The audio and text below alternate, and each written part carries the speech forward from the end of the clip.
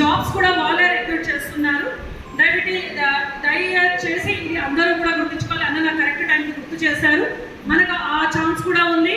మన వాళ్ళు ఎవరైనా అలా ఉన్నా కూడా నా దృష్టికి తీసుకురండి, ఖచ్చితంగా నేను చేయిస్తాను. అది కూడా మన గొల్లపూడిలో పీసీ భవన్, యాక్చువల్గా నా ఛాంబర్ ఉండేది పీసీ భవన్లోనే.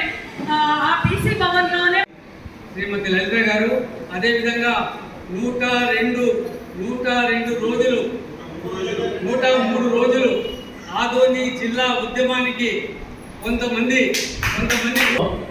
ಸಿಟಿ ಮಾರಿದ ಎಷ್ಟು ಮರೆ ಆಯ್ತು ಸಿಟಿ ಕೂಡ ಕಾನ್ಸೆಪ್ಟ್ ಮಾಡ್ಕೊ ಅವ್ರ ಕೊಡಗಿದ್ರೆ ಎಷ್ಟು ಕನ್ನ ಕೊಡ್ಲಿ ತಪ್ಪ ತಗೊಂಡ್ರೆ 1 ಎಕರೆ ಆಯ್ತು ನಮ್ಮ ಉದ್ರಗೂ ದಯಮಾಡಿ ಹೇಳ್ತಿದ್ದೀನಿ. ಯಾರು ಏನು ತಪ್ಪು ತಿಳ್ಕೊಬಾರ್ದು. ಹಳೆಯವ್ರು ನಡೆದಿರ್ತಾವ. ನಮ್ಮ ವೀರಶೈವ ಪ್ರಾಪರ್ಟೀಸ್ ಏನಿದೆ ಎಲ್ಲಿದ್ರೆ ಅಲ್ಲಿ ಇದಕ್ಕೆ ನೋಟಿಫೈ ಮಾಡಿ 6 ಗಂಟೆಗೆ ಒಂದು ವಿದ್ಯಾವರ್ಧಕ ಸಂಘ ಆಗಲಿ, ಕೋಟೆ ವೀರಭದ್ರೇಶ್ವರ ದೇವಸ್ಥಾನದಾಗಲಿ, ಗವಿ ಮಠದಾಗಲಿ, ಕಲ್ಲು ಮಠದಾಗಲಿ ಆ ಸ್ಪೇಸ್ ಕೊಡಲ್ಲ. వేదిక మీద ఉన్న వివిధ వృత్తుల్లో ఉన్న నా తోటి వీరశైవులకు, వివిధ హోదాల్లో ఉన్న వీరశైవులకు, వేదిక ముందున్న నా తోటి మహిళలకు, వీరశైవ సోదర సోదరులందరికీ కూడా, మీడియా ప్రతినిధులందరికీ కూడా ముఖ్యంగా పేరు పేరున నా నమస్కారాలు తెలియజేస్తున్నాను. ఓం నమ శివాయ. నాకు దైవ సమానులైనటువంటి ఆంధ్రప్రదేశ్ రాష్ట్ర ముఖ్యమంత్రి వర్యులు శ్రీ నారా చంద్రబాబు నాయుడు గారికి, ఐటీ శాఖ మంత్రి వర్యులు లోకేష్ గారికి ముందుగా నేను కృతజ్ఞతలు తెలియజేస్తున్నానండి. కూటమి నాయకులకు ముఖ్యంగా ఎందుకు ఇలా చెప్తున్నానంటే, ಇಷ್ಟು ಜನ ವೀರಶೈವರಿಗೆ ಬಂದು ಕಲಿಯ ಭಾಗ್ಯ ನನಗೆ ಕೊಟ್ಟಿದ್ದು ಕೂಟಮಿ ಪ್ರಭುತ್ವ ನಾರಾ ಚಂದ್ರಬಾಬು ನಾಯ್ಡು గారు. ಯಾಕಂದ್ರೆ ಅವಾಗಿನ ಇನ್ಚಾರ್ಜ್ ನಮಗೆ ಒಂದು ಸೇಫ್ ಪ್ಲೇಸ್ ನಲ್ಲಿ ಇಟ್ಟು ನಮಗೆ ಪ್ರೊಟೆಸ್ಟ್ ಮಾಡ್ಕೊಂಡಿದ್ದಾರೆ. ಇವಾಗ ಎಲ್ಲರೂ ಮಾತಾಡ್ತಾ ಇದ್ದಾರೆ, ಈ ಹುಡುಗಿ ಬಂದು 10 ವರ್ಷ ಆಗಿಲ್ಲ ಅವರೇ ಸ್ಟೇಟ್ ಚೇರ್ಮನ್ ತಗೊಂಡಿದ್ದಾರೆ ಅಂತ. ಯಾವಾಗ ಬಂದಿದ್ದಾರೆ ಅಂತ ನನ್ನ ಕೆಲಸ ಏನ್ ಮಾಡಿದ್ದಾರೆ ಅನ್ನೋದು ದಯವಿಟ್ಟು ಇದು ಒಂದು ಹೆಣ್ಣುಡಿಗೆ ಆಗಿರುವಾಗ ಅಂತಾರೆ. ನಮ್ಮ ಹೆಸರಿನಲ್ಲಿ ನೋಡಿದ್ರೆ ವೀರಶೈವ ಅಂತ ಇತ್ತು, ಬಟ್ ಆ ವೀರತ್ವ ಅನ್ನೋದು ನನಗೆ ಆಂಧ್ರನಲ್ಲಿ ಕಾಣ್ತಾ ಇಲ್ಲ. ನೀವು ನನ್ನ ಬೈಕೊಂಡ್ರು ಇನ್ನೊಂದು ಏನ್ ಮಾಡ್ಕೊಂಡ್ರು ನಾನು ಕೇರೆ ಮಾಡಲ್ಲ. ಯಾಕೆ ಹೇಳ್ತಾ ಇದ್ದೀನಿ ಅಂದ್ರೆ, ಆಕ್ಚುಲ್ ಗವರ್ನಮೆಂಟ್ ನಾರ್ಮ್ಸ್ ಪ್ರಕಾರ ನಾನು ಟೋಟಲ್ ವೀರಶೈವ ಲಿಂಗಾಯತರು ಎಷ್ಟು ಜನ ಇದ್ದಾರೆ ಅಂತದ್ದು ನಾನು ಡೇಟಾ ತೆಗೆದ್ರೆ 74,000 ಚೇಂಜ್ ಇದೆ. ಗವರ್ನಮೆಂಟ್ ಪ್ರಕಾರ ಸರ್ವೆ ಪ್ರಕಾರ 2017 ಇಯರ್ ಅಷ್ಟು ಕಡಿಮೆ ಇದೆ ಅಲ್ಲ. ಇದಕ್ಕೆ ನಾನು ಅದನ್ನೇ ಹೇಳ್ತೀನಿ, ಇದು ಏನಕ್ಕೆ ಹಿಂಗಾಗಿದೆ ಅಂದ್ರೆ, ಇಷ್ಟು ಮುಂಚೆ ಅಣ್ಣವ್ರುಗಳೆಲ್ಲರೂ ಹೇಳ್ದಂಗೆ ಆಕ್ಚುಲಿ ವೀರಶೈವ ಲಿಂಗಾಯತ ಅನ್ನೋದು ಓಸಿನಲ್ಲಿತ್ತು, ಜಂಗಮ ಅನ್ನೋದು BCA ಇತ್ತು. ಬಟ್ ಅವಾಗಿದ್ರೊಳಗೆ ಹುಡುಗರಿಗೆ ಜಾಬ್ಸ್ ಬರ್ಬೇಕಂದ್ರೆ ನಮಗೆ ರಿಸರ್ವೇಶನ್ ಇಲ್ಲಲ್ವಾ. ಸೊ ನಾವು ಜಂಗಮ ಅಂತ ಬರ್ಸಿದ್ರೆ ನಮ್ಮ ಮಕ್ಕಳಿಗೆಲ್ಲ ಜಾಬ್ಸ್ ಬರ್ತಾವ ಅನ್ನೋ ಉದ್ದೇಶದಿಂದ ತುಂಬಾ ಜನ ಎಲ್ಲರೂ ಹಂಗೆ ಮಾಡಿದ್ದಾರೆ. ಬಟ್ ದಯವಿಟ್ಟು ಇವಾಗ ನಾನು ನಿಮಗೆ ಒಂದೇ ಕೇಳ್ತಾ ಇದ್ದೀನಿ, ಸರ್ವೆ ಅನ್ನೋದು ನಡೀತಾ ಇದೆ. ವೀರಶೈವ ಲಿಂಗಾಯತ ಅಂದ್ರೆ ವೀರಶೈವ ಲಿಂಗಾಯತ ಅಂತಂದ್ರೆ ಬರ್ರಿ, ವೀರಶೈವ ಜಂಗಮ ಅಂದ್ರೆ ಜಂಗಮ ಅಂತಂದ್ರೆ ಬರ್ರಿ. ಏನ್ ತೊಂದರೆ ಇದ್ರ ಬಗ್ಗೆ ನಾನು ಏನಕ್ಕೆ ಇಷ್ಟು ಪರ್ಟಿಕ್ಯುಲರ್ ಹೇಳ್ತಾ ಇದ್ದೀನಿ ಅಂದ್ರೆ, ಅಟ್ಲೀಸ್ಟ್ ಸ್ಟೇಟ್ ನಲ್ಲಿ ನಮ್ಮ ಜನಾಭಾ ಎಷ್ಟೈತೆ ಅಂತಂದ್ರೆ ನೋಡ್ಕೊಳಕ್ಕೂ ಕೂಡ ಒಂದು ಡೇಟಾ ಸರಿ ಇಲ್ಲ. ದಯವಿಟ್ಟು ಇದು ಅರ್ಥ ಮಾಡ್ಕೊಳ್ಳಿ. ಆಲ್ಮೋಸ್ಟ್ ಇಷ್ಟು ತನಕ ಸೆನ್ಸಸ್ ಪ್ರಕಾರ ನೋಡಿದ್ರು ಕೂಡ ಯಾರ ಹತ್ರ ಕರೆಕ್ಟ್ ಡೇಟಾ ಅನ್ನೋದಿಲ್ಲ. ಓನ್ಲಿ ಅನಂತಪುರ ಜಿಲ್ಲಾ, ಕರ್ನೂಲ್ ಜಿಲ್ಲಾನಲ್ಲಿ ಇದ್ದಾರೆ ಅಷ್ಟೇ. ಮೇಲೆ ಕೋಸ್ತಾ ಕೋನಸೀಮ ಸೈಡ್ ಎಲ್ಲ ಇಲ್ಲ ಅಂದ್ರು. ಬಟ್ ನಾನು ಅಲ್ಲಿರೋರಿಗೆ ಕಾಂಟ್ಯಾಕ್ಟ್ ಆಗಿ ನಾನು ಸಿಂಹಾಚಲಂ, ವಿಶಾಖಪಟ್ಟಣಂ, ವಿಜಯನಗರಂ, ಕಾಕಿನಾಡ, ದುಗ್ಗಿರಾಲ ಈ ಸೈಡ್ ಎಲ್ಲ ನಾನು ಹೋಗಿ ಬಂದಿದ್ದೀನಿ. ತುಂಬಾ ಜನ ಇದ್ದಾರೆ ಅಲ್ಲಿ. ಎಲ್ಲ ಏನ್ ಹೇಳ್ತಾ ಇದ್ದಾರೆ, ವೀರಶೈವ ಲಿಂಗಾಯತ ಅಂತಿಲ್ಲ, ಲಿಂಗ ಬಲಿಜ ಅಂತ ಹೇಳ್ತಾ ಇದ್ದಾರೆ. ಪ್ಲಸ್ ಇನ್ನೊಂದು ಹೆಸರು ಏನ್ ಇಟ್ಕೊಂಡಿದ್ದಾರೆ ಅಂದ್ರೆ ಗಾಜುಲ ಬಲಿಜ.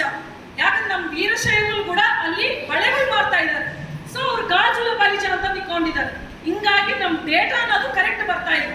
ಸೊ ನಾನು ಅವ್ರಲ್ಲೇ ಕೂಡ ಎಲ್ಲರಲ್ಲೂ ಮೀಟ್ ಆಗಿದ್ದೀನಿ. ಅಲ್ಲಿ ಕೂಡ ತುಂಬಾ ಯಂಗ್ಸ್ಟರ್ಸ್ ತುಂಬಾ ಆಕ್ಟಿವ್ ಆಗಿದ್ದಾರೆ. ದಯವಿಟ್ಟು ನಾನು ಒಂದೇ ಕೇಳ್ತಾ ಇದ್ದೀನಿ, ಅಟ್ಲೀಸ್ಟ್ ಎಷ್ಟು ಜನ ಹೊರಗೆ ಬರ್ತಾ ಇದ್ದೀರಿ ನೀವು?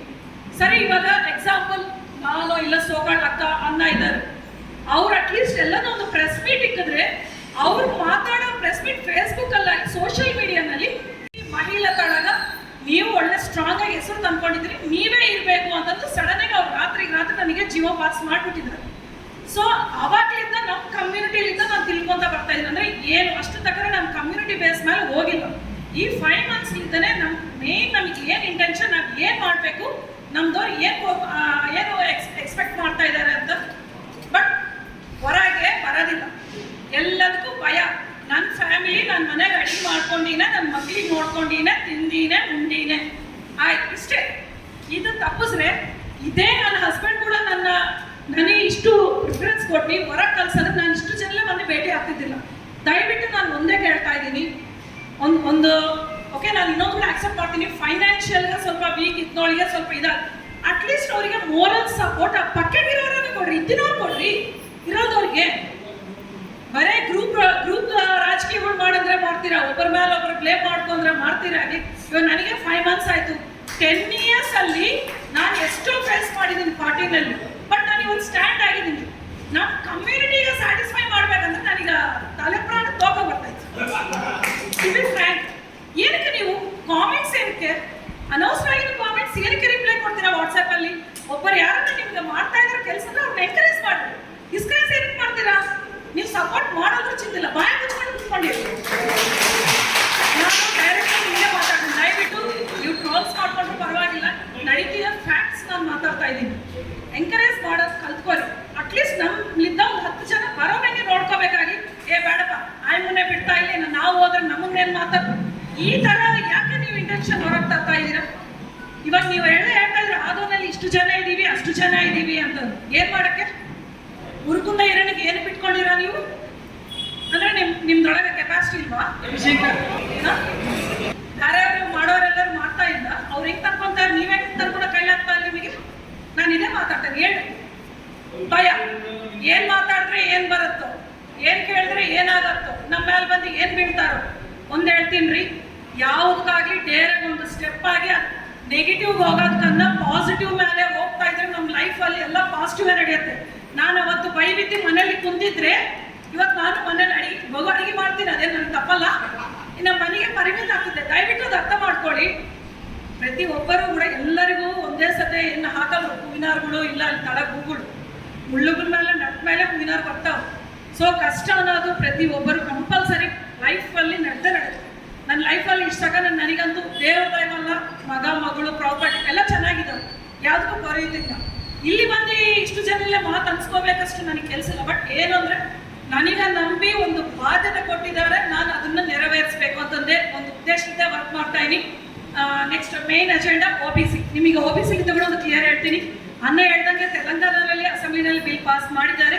But at the same time ಯಾವಾಗಲಿ ಒಂದು ಕ್ಯಾಸ್ಟ್ ಅನ್ನೋದು ಮೇಲೆ ನಮಗೆ ಸೆಂಟ್ರಲ್ನಲ್ಲಿ OBCನಲ್ಲಿ ಹೋಗ್ಬೇಕು ಅಂದರೆ 3 ಸ್ಟೇಟ್ಲಿಂದ ಅಸೆಂಬ್ಲಿನಲ್ಲಿ ಬಿಲ್ ಪಾಸ್ ಆಗ್ಬೇಕು. ನೀವು ಇಟ್ಕೊಂಡು ಇವಾಗ ಓನ್ಲಿ ತೆಲಂಗಾಣ ಮಾತ್ರ ಆಗಿದೆ, ಆಂಧ್ರನಲ್ಲಿ ಆಗ್ಬೇಕು. ಇವಾಗ ನಾವ್ ಹೆಂಗೆ ಟ್ರೈ ಮಾಡ್ತಿದೀವೋ at the same time Maharashtra ಅವರು ಕೂಡ ಟ್ರೈ ಮಾಡ್ತಾ ಇದ್ದಾರೆ. ಲಿಂಗಾಯತರು ಮಹಾರಾಷ್ಟ್ರನಲ್ಲಿರೋರು. ಈ 2 ರಾಷ್ಟ್ರನಲ್ಲಿ ಫಸ್ಟ್ ಬಿಲ್ ಪಾಸ್ ಆದ್ಮೇಲೆ ನಮಗೆ ಸೆಂಟ್ರಲ್ ಇಂದ ನಮಗೆ ಬರುತ್ತೆ OBC ಸಾಧನ. ಸೊ ಸೆಂಟ್ರಲ್ ಅಲ್ಲಿ ಆಲ್ರೆಡಿ ನಮಗೆ ಸಂಬಂಧಿಸಿದ MP-ಗಳು, ನಾನು ಸೆಂಟ್ರಲ್ ಕಮಿಟಿಲೇ ಆ OBC ಕಮಿಟಿಲೇ ಕೂಡ ಬ್ಯಾಂಗ್ಳೂರಲ್ಲಿ ರೀಸೆಂಟ್ ಆಗಿ ಲಾಸ್ಟ್ ಮಂತ್ ಒಂದು ಮೀಟಿಂಗ್ ನಡೆದಿದೆ. ನಾನು ಅವ್ರಲ್ಲೇ ಕೂಡ ಹೋಗಿ ಕಲ್ತು ಭೇಟಿ ಆಗಿ ಬಂದಿದ್ದೀನಿ. ಅವ್ರು ಒಂದೇ ಹೇಳ್ತಾ ಇದಾರೆ, ಅಮ್ಮ ಫಸ್ಟ್ ನೀವು ಇಲ್ಲಿ ಬಿಲ್ ಪಾಸ್ ಮಾಡ್ಕೋರಿ, ಅಲ್ಲಿ ನಡೆಯೋದು ಸೆಂಟ್ರಲ್ ಅಲ್ಲಿ ನಡೆಯೋದು ನಾವು ಮಾಡ್ಕೊಂತೀವಿ ಅಂತ ಅಂದಿದ್ದಾರೆ. ಇನ್ನೊಂದು ಏನು ಅಂದ್ರೆ ಇವಾಗ ಅಣ್ಣ ಅಂದ್ರು ಓಪಿಗೆ ಎಲ್ಲದಕ್ಕೂ ಇರಬೇಕು. ಸುಮ್ಮನೆ ಬರ್ತಿರಂಗೆ ನಮ್ಗೇನು ತಂದು ಕೊಡಲ್ಲಣ್ಣ. ಎಲ್ಗೋದ್ರೆ ಅಣ್ಣ ಮಂಜುನಾಥನ್ನ ನಿಮಗೆ ಕೇಳಬೇಕು. ಯಾಕಂದ್ರೆ ಎಷ್ಟು ಸತಿ ಹೇಳ್ಬೇಕು, ಅವ್ರ ಮನೆ ಹತ್ರ ಎಷ್ಟು ಸತಿ ಹೋಗ್ಬೇಕು ಅಂತ. ಹೌದು, ಕೆಲಸ ನಮ್ದು. ನಮ್ಮ ಜನಕ್ಕೆ ನಮ್ಮ ಮಕ್ಕಳಿಗೆ ನಡಿಬೇಕಂದ್ರೆ ನಾವು ಹೋಗ್ಬೇಕು. ಸುಮ್ಮನೆ ಬಂದ್ರೆ ಯಾರು ಬರಲ್ರಿ. ಯಾವ್ದಾಗ್ಲಿ ಕಷ್ಟ ಬಿದ್ರೇನೆ ಫಲಿತಾನ ಅದು. ಇವಾಗ ನಾನು ಒಂದ್ಸತಿ ಹೋಗಿ ಸಾರಲ್ಲಿ ಹೋಗಿ ಕಲ್ತಿದ್ದೀನಿ, ಎಲ್ಲ ಏರಿಯಾಸ್ ತಿರುಗಿ ಇವೆಲ್ಲ ಆ ರೆಪ್ರೆಸೆಂಟೇಷನ್ಸ್ ತಗೊಂಡು ಇನ್ನೊಂದು ನೀವೆಲ್ಲ ಏನು ಕರಿತಾ ಇಲ್ಲ, ಪ್ರತಿ ಏರಿಯಾಗೆ ನಾನೇ ಬರ್ತೀನಿ, ನೀವು ಇಕ್ರಿ ಅಂತ ನಾನೇ ಹೇಳಿ ಹೋಗ್ತಾ ಇದ್ದೀನಿ. ಏನಕ್ಕೆ? ನಾನು ಮನೇಲಿ ಆರಾಮಾಗಿ ಕೂತ್ಕೊಳ್ಬೋದು, ನನಗೆ ಬರೋ ಗೌರವ ನನಗೆ ಬರುತ್ತೆ. ಬಟ್ ನಾನು ಹಂಗೆ ಮಾಡೋಳಲ್ಲ. ನಾನು ಏನನ್ನ ತಗೊಂಡಿನಿ ಟೇಕಪ್ ಮಾಡೀನಿ ಅಂದ್ರೆ ಅದು ಕಂಪ್ಲೀಟ್ ಆಗತಕ್ಕ ನಾನು ಕಷ್ಟ ಬೀಳ್ತೀನಿ. ಪ್ರತಿ ಏರಿಯಾದಲ್ಲಿ ರೆಪ್ರೆಸೆಂಟೇಷನ್ಸ್ ಹೋಗ್ತಾ ಇದ್ದೀನಿ. ಸಾರ್ತಲ್ಲಿ ಕೂಡ ನಾನು ಮಾತಾಡಿದ್ದೀನಿ. At the same time IT minister ಲೋಕೇಶನ್ ಹತ್ರ ಕೂಡ ನಾನು ಹೋಗಿ ಮಾತಾಡಿದ್ದೀನಿ. ಅವ್ರು ಕೂಡ ಓಕೆ ಅಮ್ಮ ನೋಡೋಣ ಅಂತ ಅಂದಿದ್ದಾರೆ. ಇದು ಒಂದ್ಸತಿ ಆಗಲ್ಲ, ಇನ್ನು ನಾವು ನಿರಂತರ ಪ್ರಕ್ರಿಯೆ ಎಲ್ಲ ಹತ್ರ ಕೂಡ ನಾನು ಇದು ಬೇಕು OBC ಅಂತಂದೇಳಿ ಮೇನ್ ಸಾಧನ ನಾನು ಅದೇ ಇಕ್ಕಿದ್ದೀನಿ ರೆಪ್ರೆಸೆಂಟೇಷನ್. ఆల్మోస్ట్ ನಮ್ಮ టర్మినల్ అలాగే పురాతనమైన కులస్తులు ఎవరు అంటే వీరశైవులు, తర్వాత బ్రాహ్మణులు. ఇది ముఖ్యంగా అందరూ గుర్తుంచుకోవాలి. మనం ఏదైనా ప్రోగ్రామ్ చేస్తే చాలా జనాలు రావాలి. జనాలు వస్తేనే ఏ ప్రోగ్రామ్ కానీ సక్సెస్ అనేది ఉంటుంది. యాక్చువల్గా మన వీరశైవ కార్పొరేషన్ చైర్మన్ మన ఆదోనికి రావాలని నా మనసులో కోరిక ఉండేది. ಮೇಡಮ್ ನಮ್ಮ ಆಧ್ವನಿಗೆ ಆಲ್ವಿ ಮಲ್ಲಪ್ಪ ಎಂಬ ಹುಡುಗ ನಾನು ಆ್ಯಕ್ಚುಲಾಗಿ ಮೊದಲು YSR ಪಾರ್ಟಿ ಆದರೆ ಮೊನ್ನೆ TDPನೇ ಬಂದೀವಿ. ನಮ್ಮ ಆಲ್ವಿ ಮಲ್ಲಪ್ಪ ಎಂಬ ಹುಡುಗ ಎಲೆಕ್ಷನ್ ನಿಂತು ಸೋತು ಭಾಳ ರೊಕ್ಕ ಕಳ್ಕೊಂಡಾನ. ಆ ಹುಡುಗ ಫುಲ್ ಆ್ಯಕ್ಟಿವಿಟಿ ಆಗಲಿ, ನಿಮ್ಮ ಮಾತಾಡೋ ವಿಧಾನ ಆಗಲಿ ಎಲ್ಲರನ್ನ ನಮ್ಮವರು ಅಂತ ನೀವು ಮಾತಾಡೋ ವಿಷಯಕ್ಕೆ ನಿಮಗೆ ಚಂದ್ರಬಾಬು ನಾಯ್ಡು ಅವರು ಆಂಧ್ರ ಪ್ರದೇಶದಲ್ಲಿ ಕರೆಕ್ಟಾಗಿ ವೀರಶೈವರಿಗೆ ಶೂಟ್ ಆಗೋಂಥ ಪೋಸ್ಟ್ ಕೊಟ್ಟಿದ್ದಾರೆ. ಇದಕ್ಕೆ ಧನ್ಯವಾದಗಳು. ಯಾಕಂದರೆ ನಮ್ಗೆ ಏನಾರ ಸಮಸ್ಯೆ ಬಂದರೆ ಮಾತಾಡೋ ವ್ಯಕ್ತಿಗಳು ಬೇಕು. ಅದು ಏನಾದ್ರು ಸಮಸ್ಯೆ ಬಂದರೆ ಅದ್ರ ಬಗ್ಗೆ ಕ್ಲಾರಿಫಿಕೇಶನ್ ಕೊಡೋರು ಇರಬೇಕು, ಅದನ್ನು ಸಾಲ್ವ್ ಮಾಡೋ ನಾಯಕರು ಇರಬೇಕು. ಅಂಥ ನಾಯಕರು ನಮ್ಮ ವೀರಶೈವ ಅನಂತಪುರ್ನ ವೀರಶೈವ ಸಂಘ ಮಹಿಳಾ ಸಂಘದ ತುಳಜಾಪುರ ಸ್ವಪ್ನ ಅವರು. ನನಗೆ ಸ್ವಲ್ಪ ಮಾತಾಡೋಕ್ಕಾಗಬಾರ್ದು. ನಾನು ರುದ್ರಮದೇವಿ ನಂಗ ನೀವು ಸುಮ್ಮನೆ ಕುದುರೆ ಬೇಗ ಕಟ್ಟಿಡ್ಕೊಂಡು ಎತ್ತದಾರ ನೋಡು, ಹಂಗೆ ಓಡಿದ್ರೆ ನಮ್ಮ ವೀರಶೈವರೆಲ್ಲರೂ ಬರ್ತಾರ. ನೀವು ವಿಜಯವಾಡ ಪ್ರೋಗ್ರಾಮ್ನ ಕೂಡ ನೀವು ಆರ್ಗನೈಸ್ ಮಾಡಿ ಈ ನಮ್ಮ BC Dನಿಂದ OBC ತರಬೇಕು. ಹಂಗೆ ಇನ್ನೊಂದು ಐತೆ, ಆಧುನಿಕ ಜಿಲ್ಲಾ ಮಾಡ್ಬೇಕಂತ ಕೇಳ್ತಿದಾರೆ.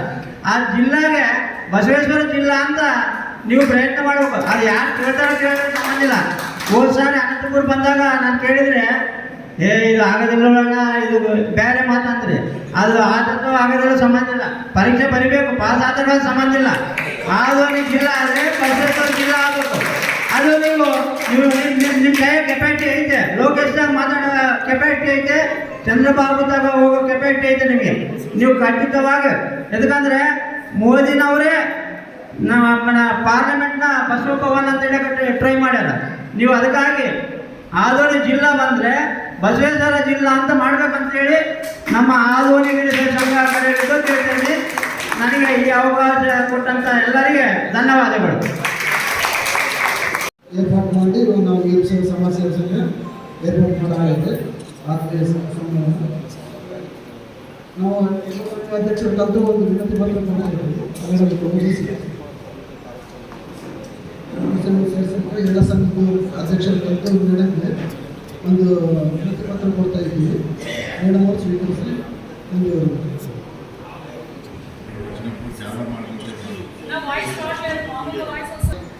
ఆర్గనైజేషన్ ఏమంటే దాని గురించి చాలా ఎక్స్ప్లెయిన్ చేసినప్పుడు తెలుగు విషయాలు చాలా ఉన్నాయి. దాని గురించి ఎక్స్ప్లెయిన్ చేయడం మొదటిసారి అడుగుతున్నా ఈ సభ ముఖ్యంగా. కాకపోతే ఈ వేదిక కాదు తెలియదు నాకు. ఈ సంవత్సరం నుంచి నేను అల్లిపురం మండలం అధ్యక్షులుగా ఉన్నాను. అక్కడ నుండి మైక్ దగ్గర పెట్టుకోండి. ప్రతి సంవత్సరం 10 మందికి స్కాలర్షిప్ అనౌన్స్ చేస్తారు. దానికోసం అందరు సహకారం డిజైన్ చేస్తారు. ముఖ్యంగా మన సంఘం వాడు, మన మహిళా సంఘం వాడు, మన వీరశైవ సంఘం వాడు, జగన్ సంఘం వాడు అందరినీ పిలుచుకొని ఒక మీటింగ్ పెట్టుకొని దాని గురించి ఒక సలహా తీసుకొని అమలు చేస్తారు. అంతే. ಹತ್ತೊಂಬತ್ತು 55ರಲ್ಲಿ ಕುಸರಣ ದಣಿಯವರು ಬಂದಿದ್ರು. ಅವರು MLA ಆಗಿದ್ದಾರೆ. ನಮ್ಮ ಸಂಘದ ಬಗ್ಗೆ ಹೇಳ್ತಾ ಇದ್ದಾರೆ. MLA ಆಗಿದ್ದರು. ಅವರು MLA ಆದಾಗ ಅವರು ಕೂಡ ಜಸ್ಟ್ ನನಗೆ ಗೊತ್ತಿದ್ದವರೆಗೆ 14-15 ಓಟ್ಲೆ ಗೆದ್ದಿದ್ದಾರೆ. ಈ ಕಡೆ ಭಾಗ ಆಲೂರು ಭಾಗ, ಅರ್ಧ ಭಾಗ ಒಳಗುಂದ ಕೂಡ ಇಲ್ಲಿ ಕಲಿಸಿದ್ದಾರೆ. ಇಬ್ಬರಲ್ಲಿ ಕಂಟೆಸ್ಟಿಂಗ್ ಸೋಷಿಯಲಿಸ್ಟ್ ಪಾರ್ಟಿಲಿಂದ ಬಸವಣ್ಣವರು, ಅದೇ ವಿಧವಾಗಿ ಶುಕ್ರೂರ್ ಅಂತ ಯಾರೋ ಒಬ್ಬರು ಮುಸ್ಲಿಮ್ಸ್ಗಳಿಂದ ಬಂದು ಅವತ್ತು 14 ಓಟ್ಲೆ ಗೆದ್ದಿದ್ದಾರೆ. ಅವರು 1955ರಿಂದ 5 ವರ್ಷ ಅಲ್ಲ 7 ವರ್ಷ MLA ಆಗಿದ್ರು. 5 ವರ್ಷ ಇದ್ರೆ 7 ವರ್ಷ ಯಾರಿಲ್ಲ ಕಂಟಿನ್ಯೂ ಆಗಿ. ಅವರು ಬಸವಣ್ಣವರು ಇದ್ರು 7 ವರ್ಷ. 19 ಕಂಟಿನ್ಯೂ ಮಾಡಿದ್ರು. ಇಲ್ಲ ಮೇಡಮ್, ಅದು ಆಗಿನ ಕಾಲಕ್ಕೆ ನಾವೆಲ್ಲ ಹುಟ್ಟಿದ್ದಿಲ್ಲ ಮೇಡಮ್. ಆಗಿನ ಕಾಲಕ್ಕೆ ಎಕ್ಸ್ಟೆಂಡ್ ಮಾಡಿದ್ರ. ಅವಾಗಿರೋ ಗವರ್ನರ್ 1955 to 1960 ಇದ್ರೆ ಮತ್ತೆ 2 ಇಯರ್ಸ್ ಮಾಡಿದ್ದಾರೆ. ನಾವೆಲ್ಲ ಹಿಸ್ಟ್ರಿ ಓದ್ತಿಂದ ಬಂದಾಗ ಅದನ್ನು ನಾನು ನೋಡಿದ್ದೀನಿ. ಅದ್ರ ರೆಕಾರ್ಡ್ಸ್ ಕೂಡ ನನ್ನ ಹತ್ರ ಇದ್ದಾವೆ. ಆದಮೇಲೆ ಒಂದು ಅಗ್ರಿಕಲ್ಚರ್ ಮಾರ್ಕೆಟ್ ಕಮಿಟಿ, ಇವರು ಬಸವಣ್ಣವರೇ ಅಗ್ರಿಕಲ್ಚರ್ ಮಾರ್ಕೆಟ್ ಸೆಕ್ರೆಟರಿ ಚೇರ್ಮನ್ ಆಗಿ ಆದರು. ಚೇರ್ಮನ್ ಆಗಿ ಆದಾಗ ಏನಂತಾರ ಒಂದು ಕ್ರಾಂತಿ ತಂದರು. ಅವರೇ ಫಸ್ಟ್ ತಂದಿದ್ರು. ಆದಮೇಲೆ ಬೇರೆ ಬಂದಿದ್ದಾರೆ. ಒಂದು ಏನು ವೇಯಿಂಗ್ ಮಿಷಿನಲ್ಲೆಲ್ಲ ಟೆಂಡರಿಂಗ್, ವೇಯಿಂಗ್ ಮಿಷಿನ್ ಟೆಂಡರಿಂಗ್ನಾಗ ಅವರು ಒಂದು ವಿಪ್ಲವ ತಂದ್ರು. ಅವರು ಅವಾಗಲೂ ವಿಷಯ ಇವಾಗಲೂ ಕೂಡ ಆಗಿನ ಕಾಲದ ಜನ ಯಾರಾದರೂ ಇನ್ನೂ ಬದುಕಿದ್ದಾರೋ ಈಗ ಕುಸಂಜೆಯವರು ಇಂಥ ಕೆಲಸ ಮಾಡಿದ್ರು ಈಗ ಹೊಗಳ್ತಿದ್ದಾರೆ. ನಮ್ಮ ಸಂಘದ ಬಗ್ಗೆ ಹೇಳ್ತಾರೆ. ಆದ್ಮೇಲೆ ಮತ್ತೆ ಯಾರಾದರೂ ಇದ್ರು ಅಂದರೆ ಕಾಂಗ್ರೆಸ್ ಪಾರ್ಟಿಯಿಂದ ದೇವಶಂಕರ್ ಪ್ರಕಾಶ್ ಅವರಿಗೆ ಒಂದು ಅವಕಾಶ ಕೊಟ್ಟರು. ಅವರು ಕೂಡ 3 ವರ್ಷ ಚೆನ್ನಾಗಿ ರೈತರ ಸೇವೆಯಾಗಿ ಒಳ್ಳೆ ಕೆಲಸಗಳು ಮಾಡ್ಕೊಂಡ್ರು. ಈ ವಿಷಯ ನಿಮ್ಮ ದೃಷ್ಟಿನ ಇರಲಿ ಅಂದರೆ ಆಧುನಿಕ ಶೈಲಿಯಿಂದ ಹೇಳ್ತಾ ಇದ್ದೀನಿ. ಆದಮೇಲೆ ಇನ್ನೊಂದು ವಿಷಯ ಏನಂದರೆ, ಈಗ ಮೇಡಮ್ ಅವರು ಮಾತಾಡ್ತಾರಲ್ಲ, ಮೇಡಮ್ ಅವರು ಮಾತಾಡೋಕ್ಕೆ ಮುಂಚೆ ಈಗ ನಾವು ಏನೇನು ಮಾತಾಡ್ತಿದ್ದೋ ಮೇಡಮ್ ಎಲ್ಲ ಕ್ಯಾಲ್ಕುಲೇಟ್ ಮಾಡಿ ಮೈಂಡಲ್ಲಿ ನೋಟ್ ಮಾಡ್ತಿದ್ದಾಳ. ಮತ್ತು ನೀವು ಯಾರಾದರೂ ಮಾತಾಡೋದ್ರಿಗಿನ ದಯಮಾಡಿ ಒಬ್ಬರು ಇಬ್ಬರು ಬಂದು ಮಾತಾಡಿ ಈ ವಿವರಿಕಲು ನಿಮ್ಗೆ ಏನು ಅನಿಸ್ತದೋ ಆ ಮಾತುಗಳು ಮೇಡಮ್ ಅವ್ರ ಮುಂದೆ ನಮ್ಮ ಸಮಾಜ ಮುಂದೆ ಇಡಬೇಕಂತ ನಾನು ನಿಮಗೆ ರಿಕ್ವೆಸ್ಟ್ ಮಾಡ್ತಾ ಇದ್ದೀನಿ. ಬರ್ರಿ ಯಾರಾದ್ರು ಲೇಡೀಸ್ ಮಾತಾಡಿ. ನಾನು ಒಂದು ದಿವಸನೇ 24ನೇ ತಾರೀಕು ನಾನು ಸಾಯಂಕಾಲ ಕೇಳ್ಕೊಂಡ್ರೆ ಅವ್ರು 25ನೇ ತಾರೀಕು ಆಯ್ತು ಮೇಡಮ್ ನಾನು ಬರ್ತೀವಿ ಅಂತೇಳಿ ಅವ್ರು ಬಂದು ನನಗೆ ಮೊದಲಿಟ್ಟ ಮೇಲೆ 102 ದಿವಸ ಇವತ್ತು ನಾವು ಏಕಂದ್ರೆ ಇಷ್ಟುವರೆಗೆ ಎಲ್ಲ ಉದ್ಯಮಗಳು ನಡೆದಿದ್ದಾವೆ. ಅವರ ಸ್ವಾರ್ಥ ನಡೆದಿರೋ ಉದ್ಯಮ. ಆದರೆ ಆಧುನಿಕ ಜಿಲ್ಲಾ ಮಾಡಬೇಕು ಅಂತ ನಡೆದಿರೋ ಉದ್ಯಮ ಎಲ್ಲಿ ಕೂಡ ಸ್ವಾರ್ಥದಲ್ಲಿಲ್ಲ. ಅದು ನಿಸ್ವಾರ್ಥವಾಗಿ ಆಧುನಿಯನ್ನು ಅಭಿವೃದ್ಧಿ ಮಾಡೋದಕ್ಕೆ ನಡೆದಿರೋ ಉದ್ಯಮ ಅದು. ಆ ಉದ್ಯಮಕ್ಕೆ ಮೊದಲು ಏನಂತಾರೆ ಫಸ್ಟ್ ನಾವು ಬುನಾದಿ ಹಾಕಿರೋದು ನಾವು ಅಂತ ಹೇಳ್ಕೊಳ್ಳೋದಕ್ಕೆ ಬಹಳ ಹೆಮ್ಮೆಯಿಂದ ನಾನು ಹೇಳ್ಕೊಂತ ಇದ್ದೀನಿ. ಇನ್ನ ನಮ್ಮ ವೀರಶೈವ ಅಲ್ಲಿಗೆ ಬಂದು ನಾವು ಇದಕ್ಕಾದ್ರೆ ಒಂದು ವೇದಿಕೆ ಅನ್ನೋದನ್ನ ನಮ್ಮ ಐಕ್ಯತನ ನೋಡಿಸ್ಕೊಂಬದಕ್ಕೆ ಒಂದು ವೇದಿಕೆ ಇರುತ್ತೆ. ಈ ಸಂದರ್ಭ ಬಹಳ ಒಳ್ಳೆ ಸಂದರ್ಭ. ಇವತ್ತಾದ್ರೂ ನಿಂಚೋಗಿದ್ದಿಲ್ಲ. ದಯಮಾಡಿ ನಾವೆಲ್ಲರೂ ಒಂದಾಗಿ ನಿಂತ್ಕೊಂಡ್ರೆ ಇಷ್ಟು ಜನ ನಾವು ವೀರಶೈವ ಅಲ್ಲಿ ನಿಂತ್ಕೊಂಡ್ರೆ ವೀರಶೈವ ಸಂಗಮಾಲಂಡಿ అని చెప్తే ఎట్లా ఉంటుంది.